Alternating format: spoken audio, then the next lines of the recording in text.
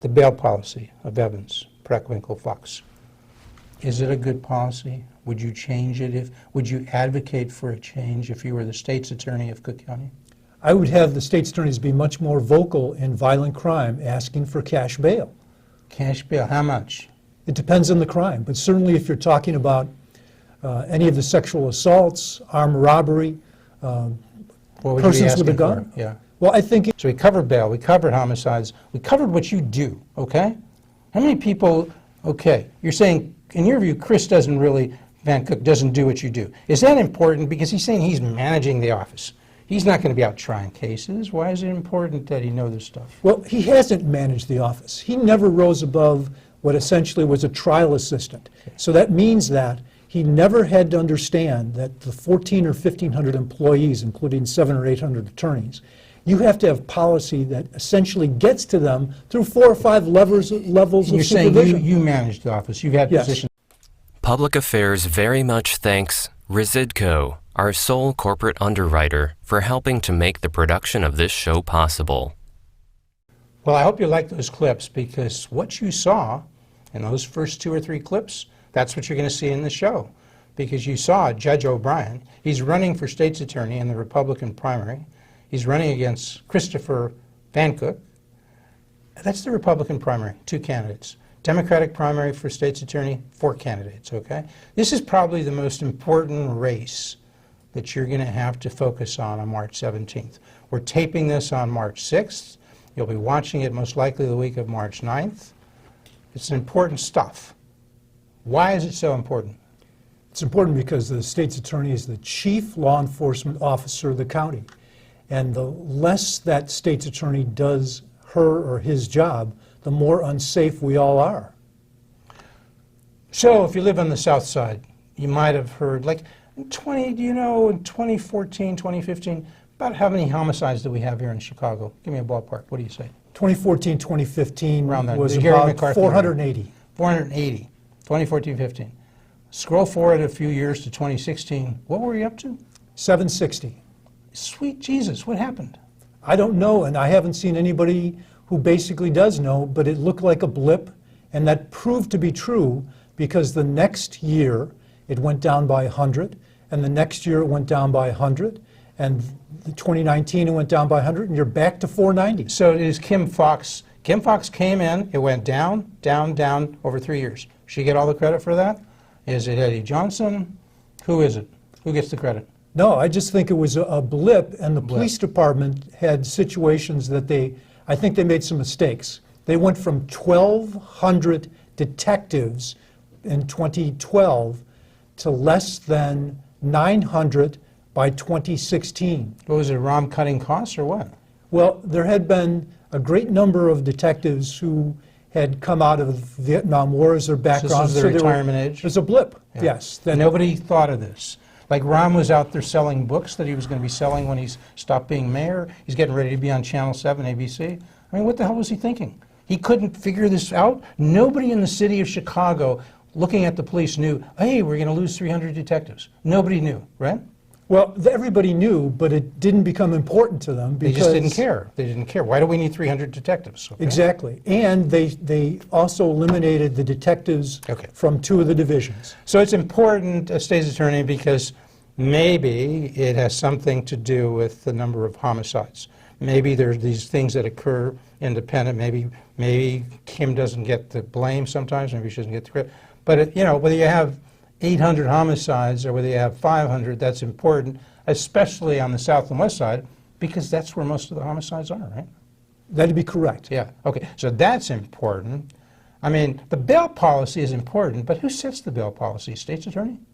State's attorney has a role to play, but the bail policy was legislation that came in about a year ago, pushed by Kim Foxx in order to eliminate, for the most part, disfavor cash bail as a method of securing the defendant's presence in court. So just to be fair, folks, you might say, well, where's Kim, Jeff? Well, she was invited. She could have been here, sitting right where Judge O'Brien is. She never really got back to me, okay? You know, I mean, so that's Kim Foxx. Bill Conway, you see him a lot on these paid media ads. Bill could be here. I asked him. Never got back to me. So we're down to Judge O'Brien, and who's that guy you're running against? What's his name? Actually, it's Christopher Foncook. Now, Chris, we invited. We thought you'd have a nice little formal discussion. He's too busy. So my point, folks, is like these can show up or not. I don't. It may be a bit insulting to you. In the last week, they had more important things to do, but you know, I just want everybody to know they had that chance. Bob Ferretti was here, so we invited him. He came. I mean, that's who's running in the Democratic primary. You got Fox, you got Conway, you got Ferretti, and you got Donna Moore. Sorry we didn't get to Donna, I apologize. But and then on the Republican side, you got Christopher Foncook, and you got Judge O'Brien. Those are your choices. And so we're focusing on this. So we got the bail policy. When we were saying who set that, well, Preckwinkle, she favors that new policy, and Fox favors his new policy, but they don't really, they have an influence, they're advocates, but who's the person who really sets the bail policy? Well, the chief judge at this time Who is? has a great deal Who is? to do with that. Okay, what's his name? Well, I think, You don't want to finger Tim Evans? I don't necessarily, I worked for him for 8 years when he was chief judge, Yeah. and let me say that he's a very nice man. But he sets the policy, because if the judges who are setting bail don't do that policy that he wants, they're out of there, right? He can just pull you up and send you somewhere else. He's got that much power, right? He did, and he did. And he did. So now, if that bail policy is going a certain way, it's because Tim Evans wants it that way, and Preckwinkle and Fox support him, right? There is an unholy alliance that you've just mentioned, and the judges that did handle bail prior to the new bail law, every one of them was taken out of bail court at the same time, and 5 associates were put in. Now, associates are much more... Malleable? I didn't want to lead you, but I is don't know what that you're saying? malleable is the word I'd use, but they're certainly much more under the control of the chief judge. Okay, so is this a good thing? Because Evans says it's a great thing. He says there's a study showing that there's no more danger to the community. Isn't that what he said, right? That is Is that what he Evans says? advocates. Yes, Okay. that's in 1%. And Fox and Preckwinkle say, yeah, he's got it right. Anybody big disagree with Evans and Fox and Preckwinkle? Anybody Well, big Tom on Dart, Tom Dart? and I think the mayor does also. Oh, yeah, Lori Lightfoot. She was complaining about that like 8 months ago. She'd Yes. have Eddie Johnson, and they'd be there in City Hall, Johnson and Lightfoot, and they would say, oh, this is really awful. We're picking people up where they got illegal guns on them, so forth, and then 6 hours later, they're back in the street. And then suddenly, I don't hear her saying that. Was a deal made or something? I mean, am I wrong? Do you hear the mayor keep complaining about this bail policy? For a while, she was doing it every other week, right? She hasn't been loud enough in what essentially is a public safety issue, which she can't walk away from either. Is it, now, who is the mayor endorsing in this race? Who's she?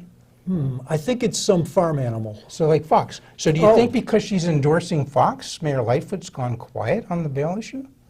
I mean, I would think that would be like the most important thing she said when she wanted to be mayor, safety, right? It has to be the most important thing So for why elected isn't she officials. talking about it? I don't know. She but I- should be here. Mayor, come on. If we're being unfair, you come on and straighten me out. Straighten out perhaps the next state's attorney of Cook County, Judge O'Brien. Would you like to have that discussion with the mayor? I'd love to. She's a Yeah. former prosecutor, and I think, quite frankly, in the right set of circumstances, she would be much more forceful and much more helpful in trying to get this problem of safety under control. So, one more time. The bail policy of Evans, Preckwinkle, Fox. Is it a good policy? Would you change it would you advocate for a change if you were the state's attorney of Cook County? I would have the state's attorneys be much more vocal in violent crime, asking for cash bail. Cash bail, how much? It depends on the crime, but certainly if you're talking about any of the sexual assaults, armed robbery, What would you be persons with a asking gun. for? Yeah. Well, I think you'd have to, each case is going to be a little different, but Give me a you'd range, give certainly- me a range. You'd certainly start off at least $50,000, which is $5,000 cash. And it's a situation where it tells you that you're basically doing something that is significant, and you better come to court. And if you come up with the money, fine, you're out. What are the criteria? You're the judge. You were a judge for 8 years, right? Yes. Circuit Court of Cook County. 5 years ago, you left that. You're now a defense attorney. You've been in the law your entire career, right? From the time, Yes. well, you started at Notre Dame in college. I guess you weren't in the law then, but then you went to DePaul. You went on the dark side. You got a law degree, right? I'm just kidding. Not very dark. I think it I'm was just like kidding. medium dark. Okay. Okay. So you got the law degree, but you've been, Sure. then you got, trace out your career. What'd you do for those 30 years? I was in the state's attorney's office, hired under Bernie Carey. Yeah. I worked there for 6 years. Rich Daley came in. I worked Kerry for, was a Republican, right? Kerry was a Republican. Daley is a Democrat. Daley's a Democrat. I worked there for a while, and then I went to the Illinois Attorney General's office, worked for Tyrone Fainer, who is a Republican. Yeah. He lost to Neil Hartigan. I worked for Neil He's a Democrat. for a while. I got married, and when I was in the Attorney General's office, I was traveling about a third of the year. Okay. And in order to stay married, I felt that it might be a good idea not to be away from home a third of the year. Okay. So I asked the first assistant, Mike Angarola, Mike, can I come back into the office? State's He- attorney. Yes. Assistant state's attorney. He would have been the highest state's attorney in the office, just below the state's What was your attorney. position when you came back? I was deputy supervisor in felony review when I came back. What does that do? Tell the people who may not know. What does that do? Deputy supervisor Sure. felony review. Felony review is like a zombie unit at the time. You essentially, we had 6 different areas in the city and also assistants in the suburbs. And the assistants in the city would be on 12 hours from 7 a.m. to 7 p.m. and then be replaced by another 6 assistants who would go on from 7 p.m. What to do 7 they do a.m. when they run? What do they do? They would essentially People know respond to police stations where the police were asking for felony charges. They would review the case. They would talk to witnesses. If the suspect was under arrest, they would essentially interview the suspect, and then they would determine what felony charges, if any, to approve. So this is like Law and Order. So folks, if you watch Law and Order, right? Well, you got a cop, you got an assistant state's attorney, and that's a team, right? And the police are investigating crime, and the assistant state's attorney, he or she is prosecuting, right? They are. So you've been a prosecutor, but you've been working with police a lot, and you've been working on felonies. That's a little bit more important than misdemeanors. Everything's important, Yes. but felonies. You're a felony guy, right? I like to think so. Okay. I'd like to think of Your opponent. 26th Street Chris trial attorney, Fanfic, what's his claim to fame? that he did 30 years in the state's attorney's office. That sounds impressive. It does, except for the fact that he can't mention one significant case. And I've asked him, name 5 murder juries that you've tried successfully. And I'm still waiting for the answer. So where was he working out of? Like you were working out of the Daly Center, right? I was working as a state's attorney out at 26th Street. Oh, that's even worse. Okay, that's where the crime, 26th and Cal, right? Correct. That's what they call it, 26th and Cal, right? Yes. That's right next to the jail, right? The jail is So right there. sometimes they go like right in there, right out of the court. They They're- come back, or they're being detained, maybe Yes. they're arrested. That is like a tough neighborhood, right? That's not like, yes. where was Chris working? He was working out in Skokie? He's working on Skokie. the So second what kind of district. stuff is he doing? Is he doing homicides? He's doing rapes? What is he doing? I would think, maybe I'm being facetious, that he's an expert in garage burglaries. Now, if he were here, you're a fair guy. If he were here, sitting right here, and you said that, what do you think Chris would say? He would mutter a little bit and tell me how significant it was and that he's tried murders and he's tried other kinds of, every kind of crime. Has he? I have no idea. I'm still waiting for an answer. Well, we wish he were here because then Chris could Yes. say, but he's not. Well, we tried, okay? Yes. All right, people can find out. So really, the nub of what you're doing, you're a trial lawyer, right? You like- try bad guys, right? I like to think so. Felonies. And I've defended murders, bad guys. Now, yeah, that's what you're doing now the last 5 years. That is the real dark side, right? Or does everybody have a right to a defense? Oh, everyone has a right to a defense. What is there's a document that says that somewhere? Well, I think there What do we is. call I'm that? not, I'd have to ask Joe Biden what that document is. But You think essentially, it could be the U.S. Constitution? it might be, or it might What's have to do with the Is there an amendments. amendment there? Remember which You one know, it is? The rights of an accused? Some of the confront amendments the, I you know, understand. The whatever. 10th I don't understand, but Okay. the It's 4th and important stuff. 5th and 6th Okay. first. Oh, those are important, and you know that stuff. Yes. Okay. I'd like to think so. And you just, but Tim Evans said when he discussed this on TTW, his bail policy, he says, oh yeah, folks, remember the bail is at the beginning when they're presumed innocent. You can't go ahead and be setting on high bail because they're presumed innocent. If I'm Tim Evans and I said that and you're right here, what do you say to me? I'm Tim. First of all, there's Chief been a Judge, finding Your Honor, of Your Honor, probable cause, meaning that by a preponderance of the evidence, there's been a crime that's been committed, and the person that's standing in front of that judge is also said to be, by preponderance of the evidence, committed the crime. He's still presumed innocent, Absolutely. but there's now probable cause. Yes, there's been a now finding. a little bit more. There's a Yes, finding. you're not talking about a rumor of a crime. You're talking about a crime, not talking about a rumor that the person, maybe the person who committed it. Say I'm walking down the street with an AK-47. Say I don't have a FOID card, right? I don't know if a FOID card would work for me to. I'm picked up by the police. They bring me over there, okay, and I'm the bail judge, and I'm saying, okay, this guy's got, an AK-47, but, you know, he might have reason, he might be afraid. And you're saying, I think we should just let him go. What do you call it? OR? Own recognizance? IR. IR. Just let him go, and he'll be okay. Say I'm thinking that as a judge. Now you tell me why I got that wrong. Or do I? I think you do. And the thing You're is, the prosecutor. Tell me, what did I get wrong? this kind of gun is not used for home protection. And it certainly isn't used to shoot skeet.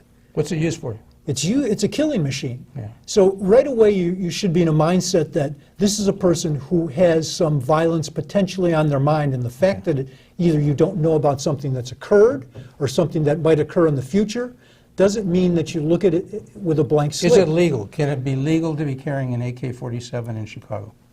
You know, if it's fully automatic, I don't think it is. Okay. Say it is fully automatic. I don't think it's So legal. what do you tell the judge who's setting the bail? What should the bail be in this case? Knowing what you just know. Do you need to know anything else? Yes, you What have else to do you know know? what their background is, and if there are any prior crimes, if there are any prior occasions where they skipped One court. conviction, he did some small amount of time. He's got a long rap sheet, but a lot of them are dropped or negotiated down. It's the police harassing my client, Your Honor. What do you say? You're If the there's a prosecutor. felony conviction, it's probably felon with a gun, which is a different, higher level of crime.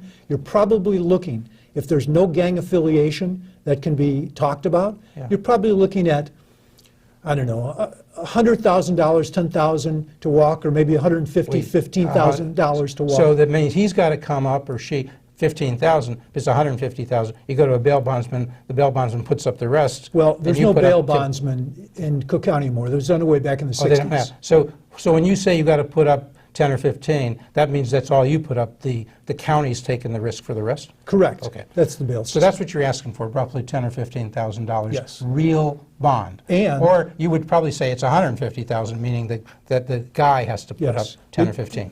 That's what Everybody, you're looking for. everybody does D-bonds without saying them. There's a cash bond system, but people don't use it that much, where you have to put up all the money. But in addition to the bond, if that person makes it, I'd want them on electronic monitoring that has GPS. I want to know that where they are. If he makes the bond, you still want electronic monitoring. Absolutely. But Dart says, we got all these people on monitoring, but we don't have anybody to monitor the monitors. I've heard him say that, right? So that doesn't work, right? What's the point? Right now, EM Should we get some more people to monitor the monitors? Well, the State Attorney's Office should have a daily is there effort. a GPS on it? Shouldn't there be a GPS? Yes, and there's no GPS. There's no GPS to this point. You basically have Can't one afford site. them, or what's the problem? Well, they're paying a company a little over $12 million to basically do the And they can't electronic get monitoring. GPSs? And you can get GPS on your child's phone. Oh, so you would change that if you were Oh, the you have state's to. attorney? You have to. That's something you would put a priority That's public on. safety. Did you ever ask Kim Foxx, has she done this? Has she focused on what you're talking about now? I don't think she has, because she hasn't talked about it, and I don't think it's in her DNA to do it. And if she were here, we'd ask her, Kim, come on. We'd love to be fair, okay? All right, you want to make an allegation? Look, first thing people know about Jussie Smollett, he says, look, there's a hate crime. He was walking around. Somebody put a noose. It was these Trump guys, and they were, it was a hate crime. And that's what we heard about Jussie. And all the people say, oh, isn't that terrible, this hate crime and all that. So that was scene one of this play. What was scene two? Scene two was Kim Foxx deciding that, without knowing that Smollett had to be lying, to take a call from a politically connected operative, and then to What was her try. name? What was her name? Tina Chin? That might have been the name. Okay, well-known friend of the Obamas, Michelle and Yes. Barack, right? Could be influential. So you're sitting there, I think it's like 6:30 in the morning, you get a call, it's from Tina Chen, say you're the state's attorney. What do? You take it? You Well, say, I don't know. Hi, Tina, I'm glad to hear from you. What? I would probably say, I don't know you, Tina. Could you tell me why you're calling? And if she said, It's about the Smollett case. I'd say, Tina, I can't talk to you about the Smollett case, but I can talk to you about the weather. I can talk to you about whether the you Cubs cut it are right gonna, there. And You've got to is stop it. that what Kim Foxx did? She said, Tina, I can't talk to you about the Smollett case. Is that what she did? What'd she do? No. What'd she do? She decided to tell Chena that she'd call somebody in Smollett's family, and then she decided that she would attempt to derail the investigation by calling the superintendent of the police department so that he would toss the investigation into the laps of the feds. Could you get disbarred for that? Could you? You think you could? I think you have to determine if there's corrupt motivation. And at this point, we don't know that. But you might look at, who's looking at this? I mean, is there somebody charged with overlooking the conduct of the state's attorney? There is now. Who's that? Dan Webb. Is he kind of a reputable person? I would say one of the most reputable attorneys in the state. So because, if not the country. What else did she do? She had that conversation with Chen. She goes into court. There was a 16-count case filed. A number of them were felonies. She goes into court, and what she say? She had said this was a strong case, but she went into court, and then she said what? She dismissed the case, and she made it so that nobody would look and would know it was She happening. buried it. Yes. And he had to pay, he lost his forfeited bond, $10,000. Correct. He did like, what, 2 hours of picking up grass or something? I don't know. I think he had to talk about how nice it is to be a But actor. like for nothing. No, and he didn't say, when you cop a plea like that, a deal, don't you have to say, I'm sorry, I did this and it was terrible, and you say you're guilty. But he didn't do that. To this day, he says he didn't do Yes. anything. Yes. How could you possibly, she said this was a diversion case. How could you not get a guilty plea? Actually, the statute on deferred prosecution requires an agreement between the state's attorney and the defendant where there's an admission of wrongdoing, period. So Kim, we were here, so she said this happens all the time. She said, you know, Webb said, hey, I can't find a comparable case. And on TTW, when she's interviewed by Perry Schutz, she says, where's this case? She says, oh, it's a portal. You can go find it. You can go find it. Now, Kim, if I've misrepresented that, you come on here. We'll find a special time for you, okay? Because I don't think that's an answer, is it? It's not an answer. What would you say to Kim about that? Well, what I would say is this. There is no other case like it. You've basically done something that calls into question your judgment and your integrity, and the only way that that integrity can be restored to the state's attorney's office is if you leave the office and don't get a second term. Okay, you got a little time left here. What am I missing here? What do people need to know about you, why you would be better than your opponent in the Republican primary? I mean, the first thing to remind people, on March 17th, a lot of people say I'm a registered Republican, so I vote in the Republican primary. There's no such thing in Illinois, right? Correct. Anybody can walk in there, no matter how they voted. If they're registered, they got to be registered. Maybe they can do same-day registration. And they can say, I want a Republican ballot or a Democratic ballot. That's all they need to do, right? Correct. And if they want if they get a Republican ballot, they can vote for you or Christopher Fancook, right, for state's attorney. Absolutely. To be the Republican nominee in the fall election. Yes. Is there anybody else on the ballot? Just you two? Just the two of us. You are number one, easy to find. You're the top of the ballot there. I'd like to think that You it's got not his easy hidden. name. Like who do you think for that name? Judge O'Brien. I think my father's father, Patrick O'Brien, who essentially was a deaf mute raised in Wisconsin. But you got to admit, O'Brien is like a good name to get elected judge, to get elected state's attorney. But you're saying you got more. Yes. You're not going on your name. What are you going on? I'm going on the fact that I've sat in every seat in the courtroom except for the defendant's seat, thank God. I've been a judge in criminal trials, I've been a prosecutor in criminal trials, and I've been a defense attorney sitting next to the accused. Why is all this important? Because Why are you giving me your resume? Because you have to know how each of those pieces affect the whole. And unless you have an understanding, I don't think you can gain the trust of the community. If you're just a prosecutor, then You need that trust. it's invaluable. So forget the office. You got 800 attorneys you want to trust you and have confidence in Yes. you. But when you go out to the south side, to the west side, to the black community, to the Hispanic community, they may say, hey, look, we've heard about you guys. We tell you something, before you know it, I'm getting killed because I become a witness and they're just going to eradicate me, right? That may, when they succeed, the clearance rate is like Well, they used to say it was like 20%, went up magically lately to 50%. What is the clearance rate? What does it mean, and what is it right now?